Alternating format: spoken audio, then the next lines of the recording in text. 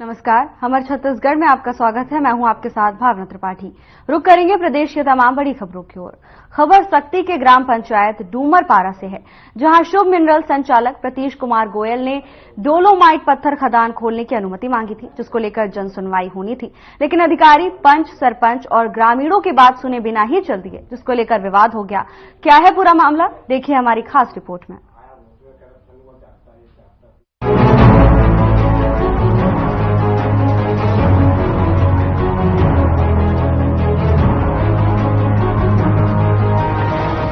कैसी जन सुनवाई हुई, जहां पंच सरपंच के पहुंचने से पहले ही अधिकारियों ने निपटारा कर लिया, और जब मामले ने तूल पकड़ा तो ग्रामीणों ने अधिकारियों के काफिले को रास्ते में रोककर घंटों बवाल काटा, जिसके बाद अधिकारियों के आश्वासन पर बमुश्किल ग्रामीण शांत हुए।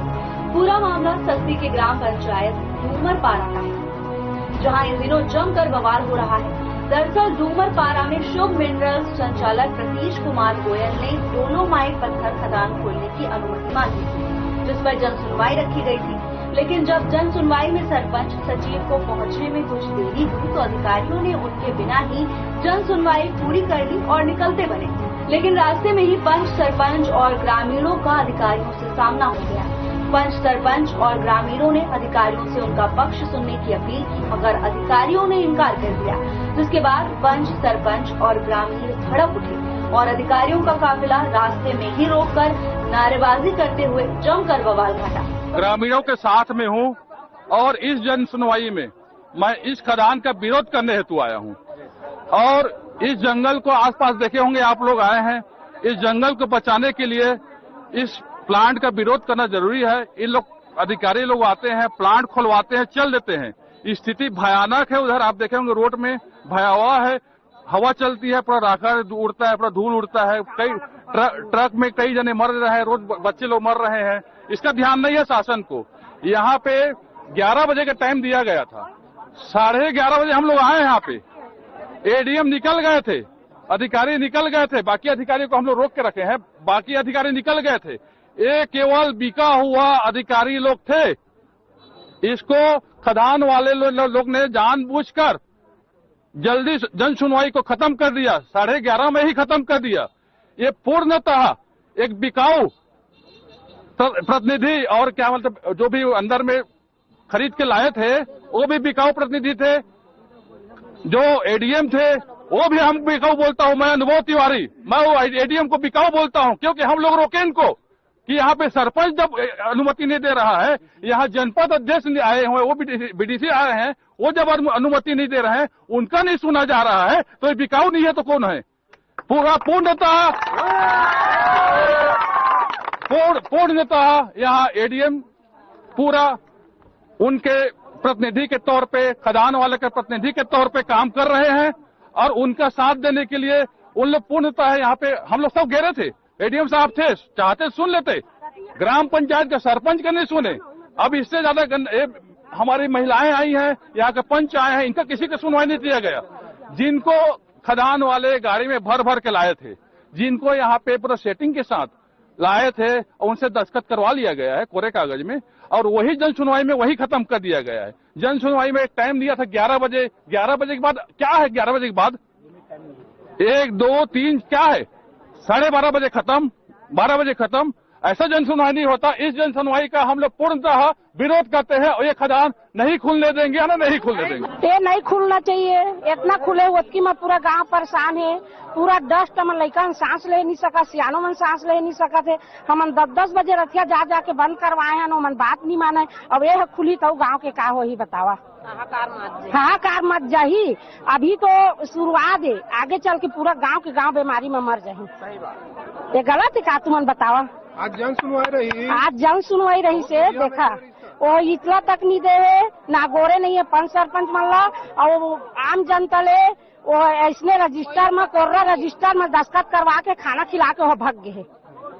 हाँ, हम तो बाद में आए हैं, पंच सरपंच मतलब पता नहीं है। अरे आज ग्राम पंचायत डूमरपारा में जन सुनवाई रखा गया था, और ऐसे जगह रखा गया है कि हमारे डूमरपारा ग्राम से लगभग 5-6 किलोमीटर दूर होगा ये, और पूरा जंगल है। आने जाने में भी आदमी को परेशानी होती है। यहाँ तो रास्ता एकदम ऐसा खराब है कि पूछिए मत। ऐसे जगह में जन सुनवाई किया गया है और इस जगह का जब निर्धारण किया गया तो इसके बारे में न कोई पंचायत को इतला किया गया, किसी प्रकार का न कोई सूचना दिया गया कि भाई स्थल निरीक्षण के लिए कोई आए। उनके द्वारा मेरे को कोई सूचना नहीं दिया गया कि इस जगह को डिसाइड किया जाए करके।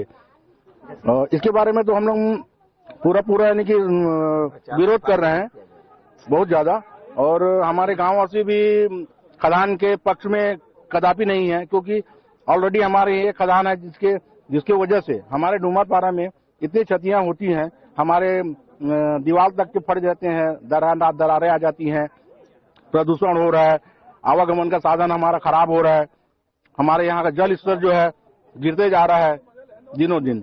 तो पूरा गांव हमारा डूमरपुरा पंचायत पूरा यानी कि पूरा विरोध में है खदान के। हम लोग जस्ट अभी पहुंचे जरूर हैं, लेकिन अब हम आज जहां स्थल तक जा ही रहे थे कि अधिकारीगण उठ के चले गए कि यहाँ का जन सुनवाई खत्म हो गया। अब मुश्किल से अभी समय हुआ ही नहीं है 1 बजे, बताइए। और हमारा जन का नहीं सुने फिर जन सुनवाई का मतलब क्या रह गया? जनप्रतिनिधि है, मैं गांव का सरपंच हूँ, मेरा नहीं सुना गया और कह रहे हैं कि जन सुनवाई खत्म हो गया। ये तो गलत है सरासर। तो ये भाई शासन प्रशासन का ये अपना जो सेटिंग है ये ऊपर स्तर से किया गया है। गांव के जनप्रतिनिधि और ग्रामीणों ने अधिकारियों पर गंभीर आरोप लगाते हुए कहा कि पूरे मामले में षड्यंत्र के तहत जन सुनवाई गांव से 5 किलोमीटर दूर बीच जंगल में रखी गई, ताकि ज्यादा ग्रामीण मौके पर न पहुंच सके और शांतिपूर्वक उनका काम हो जाए। यहाँ तक कि गांव के पंच सरपंच तक के आने का इंतजार नहीं किया गया, जिसको लेकर पूरे मामले में ग्रामीण और पंच सरपंच अधिकारियों पर मिलीभगत का आरोप लगा रहे हैं। जब मामले को लेकर ग्रामीणों ने जमकर बवाल किया और अधिकारियों पर माइन संचालक के साथ मिलकर जबरन गांव में माइंस खोलने का बड़ा आरोप लगाया, तो अधिकारी भी चक्कर में पड़ते नजर आए। जैसे तैसे अधिकारियों ने ग्रामीणों को शांत करने की पूरी कोशिश की। घंटों चले इस बवाल के बाद अधिकारियों ने ग्रामीणों को आश्वासन दिया कि वो अपना गुस्सा शांत करें, जन सुनवाई फिर से की जाएगी। जिसके बाद ग्रामीण शांत हुए और घंटों चला बवाल थमा। डूमरपारा में शुभ मिनरल्स के द्वारा जो यहाँ डोलोमाइट माइंस हैं उसमें 4.5 हेक्टेयर के लिए जो है जन सुनवाई आयोजित की गई थी। जन सुनवाई में जो हमारे अपर साहब भी थे और साथ ही साथ जो माइंस के जो भी जो थे इनके जो मैनेजमेंट प्रोजेक्ट मैनेजर थे वो लोग सब थे यहाँ पर।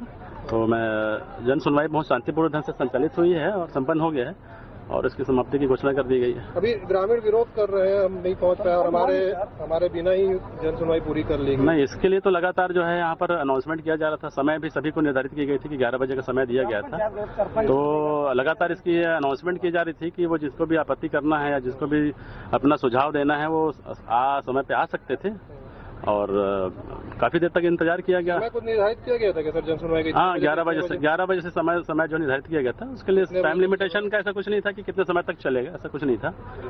काफी विरोध कर रहे हैं, कैसे करेंगे उसको? अब इसका देखते हैं आगे जो भी इसमें आगे जो भी किया जाएगा, आगे इसमें जो निर्णय लिया जाएगा वो उच्च अधिकारी निर्णय लेंगे। अभी जो जिस भूमि पे जन सुनवाई था, जिस भूमि के लिए, उसमें भूदान की भी भूमि है बताया जा रहा है, तो क्या उसके लिए भी वो उनको परमिशन दिया जा सकता है? अब इसके बारे में तो मुझे भी जानकारी नहीं था। अगर ऐसा कुछ है तो फिर आगे देखते हैं इसमें क्या कार्रवाई की जा सकती है। डूमरपारा में खदान खोलने को लेकर हुए इस विवाद ने प्रशासन पर बड़े सवाल खड़े कर दिए हैं।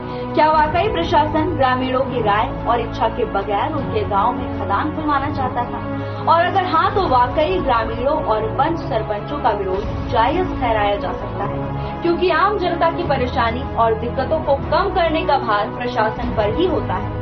अगर प्रशासन ही मनमानी पर उतर आए तो जनता किधर जाएगी? Bureau report.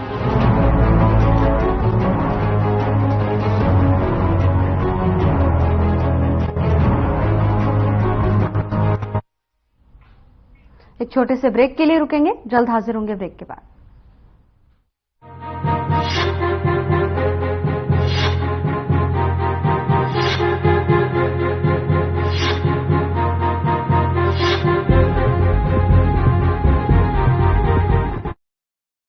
बस्तर, जिसे पूरी दुनिया अब तक नक्सलवाद और हिंसा के नाम से जानती थी, वो बस्तर अब विकास, विश्वास और सुरक्षा बलों की शौर्य कथाओं से पहचानी जा रही है।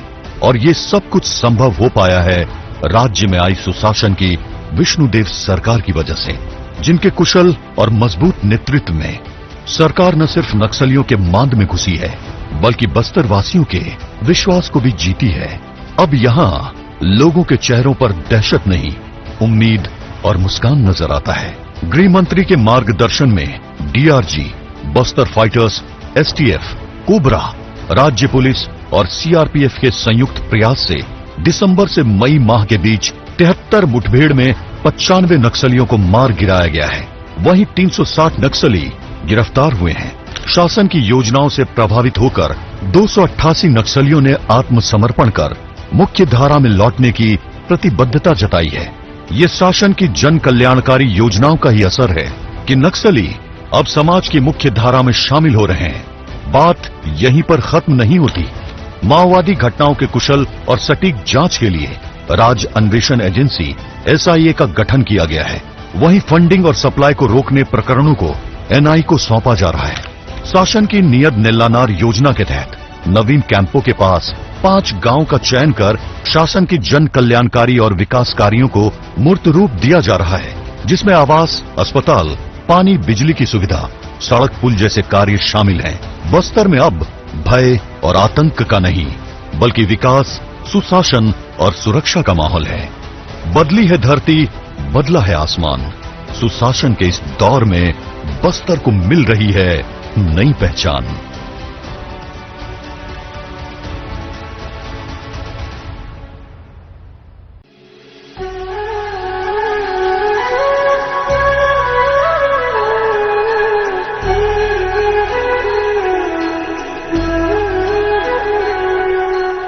सरकार की महती योजना, जिसके अंतर्गत अयोध्या ले जाकर भगवान रामलला के दर्शन कराना है, हम इसी उद्देश्य की पूर्ति के लिए रायपुर स्टेशन से रेल में बैठ करके अयोध्या प्रस्थान कर रहे हैं।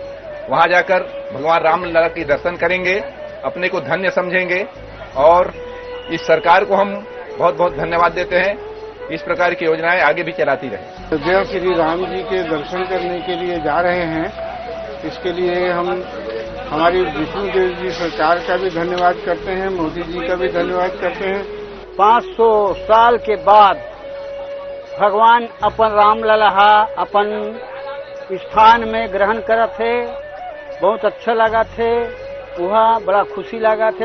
और अयोध्या जात हो भगवान के दर्शन करे बार, राम भगवान की। सरकार ने अपनी घोषणा का अमल करना शुरू कर दिया है और रायपुर संभाग से पूरी एक ट्रेन 22 बोगी यहां से अयोध्या के लिए रवाना होने वाली है, जिसका हमारे मुख्यमंत्री यशस्वी श्री विष्णुदेव साय जी इसको हरी झंडी दिखा के इसको रवाना करेंगे। छत्तीसगढ़ की प्रत्येक जनता को भगवान श्री रामलला जी के दर्शन के लिए अयोध्या ले जा रहे हैं और इसी कड़ी में मेरा भी ये परम सौभाग्य बना है।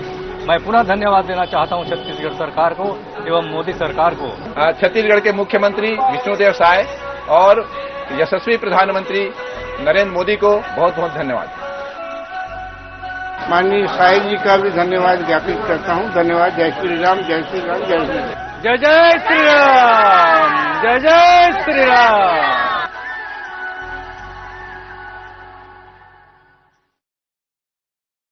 निराशा और उदासी की लकीरें मिट चुकी हैं। भ्रष्टाचार और माफिया राज की तस्वीरें मिट चुकी हैं। छत्तीसगढ़ बढ़ चला है विकास और समृद्धि के एक सुनहरे सफर पर। सुशासन जहां मिलेगा हर मोड़, हर डगर पर। त्वरित फैसले और जनहितैषी नीतियों से छत्तीसगढ़ अपना सुनहरा भविष्य गढ़ रहा है। 5 महीने के अल्प समय में ही मुख्यमंत्री श्री विष्णुदेव साय के नेतृत्व में राज्य सरकार के साहसिक और त्वरित निर्णय ने गारंटी पूरी होने की मोदी की गारंटी पर अपना मुहर लगाया है, जिनमें प्रमुख है 25 दिसंबर सुशासन दिवस के दिन 13 लाख किसानों को धान के बकाया बोनस 3,716 करोड़ रुपए का किया गया भुगतान। किसानों को मजबूत करने के उद्देश्य से राज्य में कृषक उन्नति योजना की शुरुआत, जिसके तहत राज्य के किसानों से 3100 रुपए में प्रति क्विंटल के हिसाब से 144.92 लाख मीट्रिक टन धान खरीदी का रिकॉर्ड कायम हुआ। प्रधानमंत्री आवास योजना के अब तक रुके हुए 18 लाख मकानों के निर्माण का फैसला किया गया, जिसके लिए बजट में 8,369 करोड़ का प्रावधान किया गया। तेंदुपत्ता संग्राहकों का पारिश्रमिक 4,400 से बढ़ाकर 5,500। राज्य की महिलाओं को महतारी वंदन योजना की सौगात। प्रदेश के नागरिकों को निशुल्क अयोध्या राम मंदिर का दर्शन कराने श्री रामलला दर्शन योजना की शुरुआत। पीएससी परीक्षा घोटाले की जांच सीबीआई से कराने का ऐतिहासिक निर्णय। पुलिस समेत सभी शासकीय भर्तियों में 5 साल आयु सीमा की छूट। ऐसे कई फैसले हैं जिनसे सुनहरे भविष्य की न सिर्फ उम्मीद जगी है, बल्कि समृद्ध और विकसित छत्तीसगढ़ का एक सशक्त मार्ग तैयार हुआ है। मोदी की गारंटी और विष्णु का सुशासन, विकास और प्रगति की यात्रा से जुड़ने तैयार है प्रदेश के जन जन।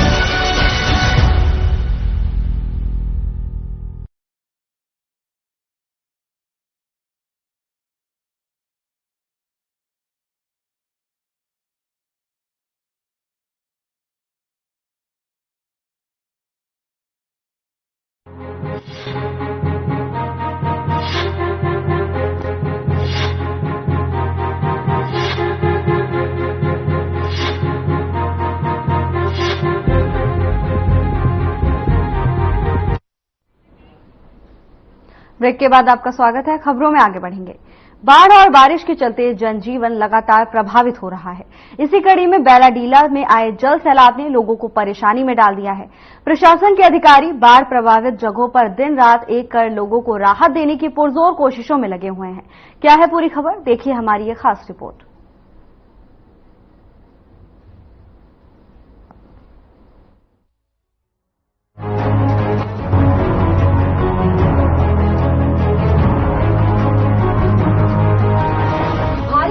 और जल सैलाब अक्सर लोगों के लिए मुसीबत का सबब बन जाता है।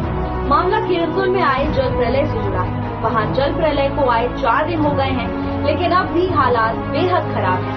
स्थानीय लोग भारी परेशानी से जूझ रहे हैं। ऐसे में बाढ़ प्रभावित लोगों तक राहत के लिए प्रशासन पूरी तरह मुस्तैद नजर आ रहा है। अनुविभागीय अधिकारी राजस्व विवेक चंद्रा, तहसीलदार जीवेश सोरी, थाना प्रभारी प्रहलाद कुमार साहू और पटवारी की टीम लगातार लोगों के घर घर तक जाकर मदद पहुंचा रही है। हम लोग तो रह रहे हैं, बड़ा परेशानी से रह रहे हैं, लेकिन खाना पीना जो है वो मिल रहा है और जो है मतलब कपड़ा लत्ता के लिए जो भी है कल 20,000 मिला है। और बाकी जो परिस्थिति है खूब खराब है। हम तो बेघर हो गए, बाहर रह रहे हैं, मान के चलो हमारा घर और पूरा बर्बाद हो गया। अभी आप लोग शासन के दौर आप लोग किस तरह सहयोग मिल पा रहा है? अब वही मिल पा रहा है, खाना आ रहा है, नाश्ता आ रहा है सुबह का। आप लोगों के घरों की सफाई हो गई? और घरों की सफाई अभी तक नहीं हुआ। एक दिन पूरा एक रूम लग रहा है सफाई करने के लिए। आज लेबर लोग नहीं आए हैं, मेरा घर अभी सफाई नहीं हो पाया पूरा। अभी हमारे घरों में क्या क्या नुकसान हुआ है? नुकसान बोलने से हमारा घर में पूरा माने पूरा एक संसार में जितना सामान है, गाड़ी घोड़ा जो भी है, कुछ नहीं बचा है पूरा। जैसे मेरे पास जानकारी कि आप लोग की पूरी कार बह करके हाँ, के अंदर फंस गई थी। कार हो गया, बुलेट हो गया, स्कूटी हो गया, वॉशिंग मशीन हो गया और सिलेंडर हो गया। ऐसे बहुत से चीज ना माने कुछ नहीं बचा है घर। अभी आपके घर में कुछ है कि नहीं है? नहीं है अभी घर में। हम लोग को बाढ़ में तो फंसा हुआ है, लेकिन खाना वाना नाश्ता वास्ता दे रहा है। फिर आके थोड़ा दिख रहा भी है, लेकिन ये बाढ़ में बहुत हम लोग का परेशानी है। घर द्वार तो ऐसी टूटा फूटा है, पूरा जितना सामान था वो पूरा बहा के गया है। फिर सरकार आके बोल रहा है कि हम लोग मदद करेगा। जब तक मदद करेगा तब दिखा जाएगा क्या मदद करेगा। अभी आप लोगों को कल रात में जैसे 20-20 हजार रुपए का चेक मिला है, मिला है तो आप लोगों को इसमें तत्काल राशि के तौर पे दिया गया। कपड़ा लत्ता भी देके गया है, कपड़ा भी दिए हैं। हाँ। खाने का सामान पूरा आ रहा है। हाँ, वो आ रहा है, नाश्ता खाना दोनों टाइम खाना दे रहा है, नाश्ता दे रहा है। जैसे आप लोग बता रहे थे कि ऊपर जो चेक डैम था उसका सफाई 3 साल से नहीं हुआ, उसके कारण में पूरा शहर में पानी आ गया। हाँ, ऊपर में जो डैम है वो डैम तोड़ के फिर हम लोग को इतना परेशानी है। घर द्वार पूरा इधर उधर हो गया, बेघर हो गया सब कुछ। बताओगे कि आप उस दिन पानी में जो बाढ़ में फंसे थे, आपको चोट भी लगी हुई है पैर में? हाँ, मेरे को बहा के ले गया था। मैं बड़ा मुश्किल से बच के आई हूँ और हमारे यहाँ का स्थिति ऐसा था कि कोई किसी को बचाने लायक नहीं था। ये सब गलती 3 साल से ड्रम वो जो डैम है उसको कभी साफ नहीं हुआ है। 3 साल हो गया है। अगर उसको साफ करते तो हमारा ऐसा नौबत नहीं आता। अभी भी हमारे घर में एक चम्मच नहीं है कि हम किसी को बना के खिलाए या खुद खाए। हमारे बच्चे को सबको सब सज्जा के ऊपर उठा के रखे। हमारे दीदी का बेटा को बहा के लेके गया है, मेरे को बहा के लेके गया। तो ऐसा गलती दोबारा नहीं होना, इसलिए सरकार को भी और एनएमडीसी वाले को भी जागरूक होना है कि हमारा ऐसा नुकसान फिर कभी ना हो। अभी आप लोग किस परिस्थिति में रह रहे हैं? अभी तो हम लोग वही बाहर खाना आता है, कल कपड़ा तक के गए हैं, सब आते हैं, देख देख के जाते हैं। हमारे जो बीजेपी के मंडल अध्यक्ष भैया मिश्रा भैया, वो हर 5 मिनट में आकर हम लोगों को देख के जा रहे, बाकी कोई नहीं आता है। और जैसे कि हमारे पास जानकारी है, नगर पालिका के 18 वार्ड है, 18 पार्षद है, लेकिन सिर्फ एक ही पार्षद को देखा गया, बाकी कोई जनप्रतिनिधि यहाँ नहीं आ रहे हैं। जी, हमारे ही पार्षद आते हैं, बाकी कोई आता नहीं है। टंडन अंकल आते हैं। और जब पानी आया था उसी इतनी तेज बारिश हो रही है, उसके बाद भी आप लोग पूरी तरह राहत और बचाव में लगे हुए हैं। बताएंगे सर, अभी आप लोग की तरफ किस तरह का क्या क्या काम किया जा रहा है? अभी हम लोग पास वर्तमान में जो जितना भी जो गाज जमा हुआ था सभी घरों का गाज को निकाला जा मतलब गाज को वहाँ से निकाला जा रहा है। और अभी जो फायर ब्रिगेड दिख रहे हैं उसके थ्रू पूरा जो मेन रोड है तो पूरा सफाई करवा रहे हैं उसमें, ताकि पूरा मेन रोड जो है पूरा क्लियर हो जाए। सर हाँ, तो सर अभी जैसे कि कल राहत राशि भी बटी है, इसमें कितने लोग को राहत राशि का किया गया था सर? राहत राशि का अभी तो प्रबंधन के द्वारा में उनको तत्कालिक सहायता के तौर पर कुछ राशि दिया गया है। और उसमें तकरीबन अभी प्रभावित परिवार में लगभग 179 के आसपास के प्रभावित परिवार वालों का उनके माध्यम से उनको सहायता राशि उनको प्रदान कर रहे हैं। और अभी बाकी पूरा जो है काम चल ही रहा है अभी तो हमारा इसमें। कि नगर पालिका अध्यक्ष आप हैं और उसके बाद में आपके ऊपर आरोप लग रहा है कि आपने 3 साल से उस चेक डैम को साफ नहीं होने दिया गया, तो इसमें क्या है, असलियत क्या है, सच्चाई क्या है, वो आप ही बता पाएंगे? देखिए, आरोप तो लगता है और लगाते रहता लोगों का काम है, लेकिन सच्चाई आप सभी को मालूम होना चाहिए। 3 वर्ष पहले जो कि चेक डैम का जो रोड था, मेन रोड एकदम पूरा जर्जर हो गया, तो किसी कारणवश पे पूरा आम पब्लिक मिलकर उसको रोक दिया गया था। तो 3 साल हो गए उस रोड बन के, तो अभी तक चेक डैम साफ नहीं हुआ। तो उसका तो जिम्मेदारी एनएमडीसी का है। एनएमडीसी और जो ठेकेदार वर्तमान में काम कर रहा था, जो ठेकेदार को पैसा मिला है उस चेक डैम का, तो उसी का ऊपर है ना। तो नगर पालिका अध्यक्ष और नगर पालिका परिषद तो पूरा साफ सुथरा है। इसमें जैसे भी आम जनता के द्वारा आपके ऊपर आरोप लगाया जा रहा है कि चेक डैम सफाई नहीं होने की वजह से ये इतना बड़ा सैलाब आया, नहीं तो शायद पानी रुक गया होता, तो इसमें आपके द्वारा क्या कह रहेगा? नहीं, जो भी है सरासर पूरा एनएमडीसी का है, हमारा नहीं है। नगर पालिका का पूरा एनएमडीसी का काम है और नगर पालिका का काम नहीं। 3 साल हो गए उसको रोक दिया है। अभी जो इतनी बड़ी जन सैलाब आया हुआ है, इसमें नगर पालिका किस तरह की भूमिका निभा रही है और आप लोग के द्वारा लोगों को किस तरह का सहयोग किया जा रहा है? पूरा छत्तीसगढ़ शासन भिड़ा हुआ है, माने जिला का कलेक्टर भिड़ा हुआ है, हमारे एडीएम साहब भिड़ा हुआ है, नगर पालिका परिषद का हमारे इंजीनियर भिड़ा हुआ है, हमारे सब लोग भिड़ा हुआ है। खाना से लेके उसके बाद कंबल से लेके हर चीज़ का मतलब मदद किया जा रहा है और शासन खुद देख रहा है उसको। फिलहाल के लिए बस इतना ही। जल्द हाजिर होंगे नई अपडेट्स के साथ। नमस्कार।